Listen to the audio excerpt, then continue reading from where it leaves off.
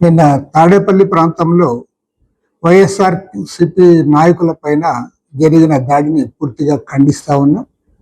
ఎందుకంటే రాజధాని ప్రాంతంలో వారు సందర్శించడానికి వెళితే, రైతుల్ని, ప్రజల్ని కలుసుకోవడానికి వెళితే, వారి పట్ల దురుసుగా ప్రవర్తించడమే కాకుండా వారిని అవమానపరచడం సరైంది కాదు. పోలీసుల సమక్షంలోనే ఇది జరగడం అనేది ఏమాత్రం కూడా సమంజసం కాదని మనవి చేస్తా ఉన్నాం.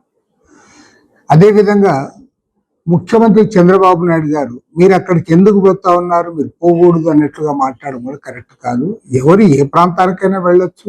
రాజధాని ప్రాంతానికి ఏ రాజకీయ పార్టీ అయినా, ప్రజా సంఘమైనా, వ్యక్తులైనా, ఎవరైనా సరే వారు పోవడానికి వారికి ప్రజాస్వామ్య హక్కు ఉంది.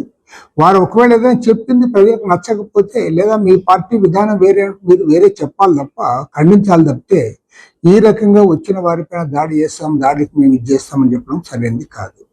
అంతేకాకుండా పోలీస్ సమక్షంలోనే దాడి జరిగితే మళ్ళీ పోలీసులే వారిపైన కేసులు కూడా బనాయిస్తాం, ఎస్సీ ఎస్టీ యాక్ట్ కింద కూడా మీ మీద కేసులు పెడతామంటే అది ప్రజాతంత్రవాదం కాదు. ప్రజాస్వామ్యంలో ఇలాంటి వాటికి మనుగడ లేదు.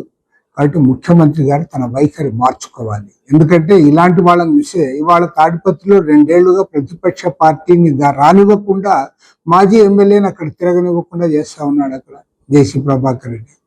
కాబట్టి ఇది సరైనది కాదు.